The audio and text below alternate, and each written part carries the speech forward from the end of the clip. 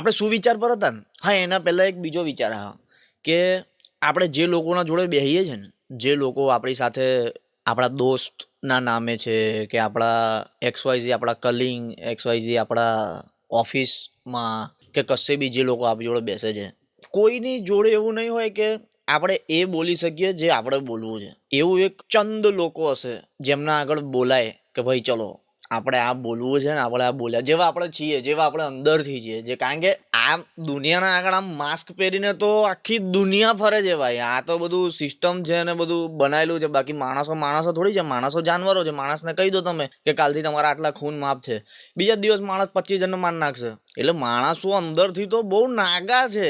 આ તો જે બધું છે ઓહો લોકો ને સમાજ ને દુનિયા ને પછી પોલીસ ને પછી સરકાર ને પછી આ બધું સિસ્ટમ બનાવેલી છે કે જેના લીધે આપણે થોડા આમ છીએ. એ થઈ ગઈ આપણી ઇન્સ્ટ્રિંગ્સ, આપણી અંદરની ભાવનાઓ, આપણું અંદરથી આપણે કેવા છે એ. અને એના સિવાય શું છે કે નોર્મલ લાઈફમાં બી માણસ જેવો હોય, જે વિચારતો હોય, એમાં બી એના વિચારો એવા હોય કે જો હું જઉં છું ને તો હું આ 4 જણને જોડે લઈને ચાલું. એટલે ભાઈ આવું હોય છે અને આવું હું કેવું એ જે હું કેવું છે ને એ આપણને એવું છે કે સામેવાળો કે હા બરાબર છે, તો એ નહીં થાય, એ કદી નહીં થાય. અત્યારે જેટલા કરોડો લોકો છે ને એ બધાના દિમાગ અલગ છે. દિમાગની શક્તિ બધાની સેમ છે પણ દિમાગ બધાના અલગ છે ભાઈ. તો એ હું કેવું છે ને એ પૂછવાનું જ નહીં કોઈને કે હું કેવું, અને કોઈના જાણવામાં રસ બી નહીં રાખવાનો કે હું કેવું છે. મને વસ્તુઓ મજા કેમ આવે છે ખબર છે? કારણ કે મારી વસ્તુઓ જોડે તમે લોકો રિલેટ કરો છો કશે ને કશે, કે પછી કશે ને કશે તમે લોકો જોડાઓ છો, તમે કશે ને કશે એ વિચારોથી વિચારો છો. ધેટ્સ વાય કે તમને મજા આવે છે કે હું 2 શબ્દ બોલું તો તમને મજા આવે છે. એનું કારણ એ પણ થઈ શકે છે કે કદાચ હમણાં હું કોઈ વસ્તુ બોલું ને એમાં તમે અગ્રી ના કરો તો હું એનાથી મને કોઈ પરેશ જ નહીં, મને કોઈ વાંધો જ નહીં. હું બહુ રેડી ચાલું છું કે મને બહુ ગળા સુધી વિશ્વાસ છે કે જે માણસ 99 વસ્તુમાં ચાલ્યો ને એ 100મી વસ્તુમાં કદાચ જોડે ના ચાલે તો એમાં કોઈ માણસ ખોટું નથી. પણ હું તો નહીં. મને એવું લાગે છે કે દરેક માણસ એની સિચ્યુએશનના હિસાબે વિચારે, એની પોતાની ફિલિંગ્સ ટાઈમના અકોર્ડિંગ ચેન્જ થાય. એ માણસને કદાચ આજે લાગે છે કાલે ના લાગે. આજે એના માટે સાચું હોય કાલે બીજાના માટે સાચું હોઈ શકે છે, અને આજે એના માટે સાચું છે કાલે જ્યારે બીજાના માટે સાચું થશે ત્યારે એના પોતાના માટે ખોટું બી થઈ જાય. સમજ્યા? તો આટલું બધું મારા મગજમાં છે ને આમ ચક્કર ભમ્મર ચાલે આ બધી વાતો આવી કે હું સામેવાળાને છે ને ચકડોળે ચડાવી દઉં કોઈ આમ ડિબેટમાં બેહે ને તો. પણ સામેવાળો એ ડિબેટની લાયકાત બી ધરાવતો હોવો જોઈએ, એ વસ્તુ છે. અને જ્યારે પોતાની આપણી વાત સમજાવવા માટે આજે મારી વસ્તુ ચલા 10 જણ સાંભળી રહ્યા છે, કાલે ઉઠીને હું કદાચ આ વસ્તુ ઇન્સ્ટાગ્રામ પર મૂકીશ તો મને ખબર છે કે લાખો લોકો સાંભળે છે અને લોકો સાંભળશે. મને એ જ લોકોની જરૂરત છે કે જે મારી વાતથી અગ્રી કરે છે. બાકી મેં કઈ કંકોત્રી આપું છું ભાઈ કે મારી વાત સાંભળો. મેં આટલા વર્ષથી વસ્તુઓ બોલું છું ને, જે વસ્તુઓ એ મેં એ જ બોલી છે જે મારી જોડે ચાલે છે અને મારી જોડે થાય છે. મેં જે લોકો જોડે બેહું છું, જે લોકો જેવા છે, જેવા સંબંધીઓ મને મળ્યા છે, જેવા રિશ્તેદારો મને મળ્યા છે, જેવા દોસ્તો મને મળ્યા છે, જેને જોડે રહીને ગાણ મારી છે, તો હું એ વસ્તુ એ લોકોને કહીશ ને કે તું આવો છે એ થોડી માનશે કે હા મેં છું એવું માનશે? નહીં માને. આ વસ્તુ જ્યારે મેં અધર પર્સન બહારના ટાઈમમાં બહારની દુનિયામાં મેં બોલીને જોયું કે ભાઈ આ એક વસ્તુ છે, આ એક ફિલિંગ છે કે હું આ વસ્તુ ફીલ કરું છું. તો આઈ ફીલ કે ઘણા બધા લોકો ફીલ કરે છે. દરેક માણસની પોતાની પર્સનાલિટી હોય, દરેક માણસના પોતાના વિચારો હોય, દરેક માણસનું એક કેરેક્ટર હોય. માઇક તમને પપ્પી કરવા માંગે છે. હા માઇક તો યાર માઇક જોડે તો કઈ અલગ જ પ્રેમ છે ભાઈ. આ માઇક છે ને, આ માઇક આની મને કોસ્ટિંગ તો કંઈ યાદ નહીં. મારો માઇકનો અત્યારે ખર્ચો ના, ચલો મને પૈસાની વાત નહીં કરવી, પણ મારી પાસે એક માઇક હતું, પ્રેમથી મૂકેલું છે, અહીંયા જ છે. મને આમ જોઈતું હોય ને ત્યારે હાથમાં આવે ને એ જગ્યાએ છે. હું તમને બતાવું. આ છે ને 1200 રૂપિયા અરાઉન્ડનું માઇક હતું એ વખતે મારી પાસે, આ જેનાથી મેં કામ ચાલુ કર્યું હતું. અને આ યાદગીરી એટલે છે ને કે હું એ વસ્તુ ફીલ કરી શકું છું કે મને લોકો ફીલ કેમ કરે છે. એનું રીઝન એ છે કે આજે આપણે કોઈને કશું કહેવા માંગતા હોય ને એ આપણે સૌથી પહેલાં ટ્રાય કોણા વચ્ચે કરીએ. આજે મને કંઈક કોઈને કહેવું છે, મારા કમ્ફર્ટ ઝોનની બહાર નીકળી મારે કોઈ માણસને ખોટો કહેવો છે, તો એ માણસને મારે ખોટો કહેવો છે તો હું કોને કહીશ? પહેલાં મારા પોતાના 4 લોકોને કહીશ. એ જ આપણી મોટામાં મોટી ભૂલ છે કે તમે જેમને પોતાના 4 લોકો બનાવીને બેઠા છો ને, એ 4 લોકોના હિસાબથી તમે ચાલશો. તમે એને કહેશો કે ભાઈ મારે પેલા માણસને આ કહેવું છે, હું કહું તો તમને 4 એવા મંતવ્ય આલશે કે ના ભાઈ આવું આવું આવું આવું. એટલે પહેલાં પૂછવાવાળા તમે ખોટા, અને એ તો કહેવાવાળો કોઈ હોતો જ નહીં. એ તો કહી જ ના કે ભાઈ કે તારા મગજમાં આજે ચાલે છે બરાબર છે કે નહીં, કે પછી આ તું કહીશ ને ત્યાં થશે કે નહીં. ને માણસ ને ત્યાં હારી જાય. સીધી વાત છે, માણસ ત્યાં હારી જાય. બોલે નહીં બોલું, નહીં કેવું, આવું તેવું. મેં તો મારી જિંદગીમાં બહુ એકલો રહ્યો છું. મારી ચાહ જ એ હતી, ચાહ કઈ ગઈ ચાહ ચાહ જ એ હતી મારી ભાઈ કે હું છે ને મારા મસ્ત મસ્ત આમ દોસ્તો હોય એમની જોડે હું ગ્રુપમાં રહું, ફરું, આમ કરું તેમ કરું. બની રહ્યા દોસ્તો, બધું લખેલું જ છે ભાઈ. લેટ્સ ગો ભાઈ, છોડો ને માની સુવિચાર. બહુ બધા સુવિચાર થઈ ગયા છે. હું ઘણી વખત એવું વિચારું છું કે હું બહુ વધારે ટોક્સિક હતો, હું બહુ વધારે સમજી નહીં શકતો હતો લોકોને. જ્યારે હવે જઈને સમજવાનું ચાલુ કર્યું ને, એ કોઈને ફોન કરે, હા ભાઈ આવું થયું, તને પહેલાં પૂછવું પડે કે ભાઈ તને ટાઈમ છે ને તો હું વાત કરું.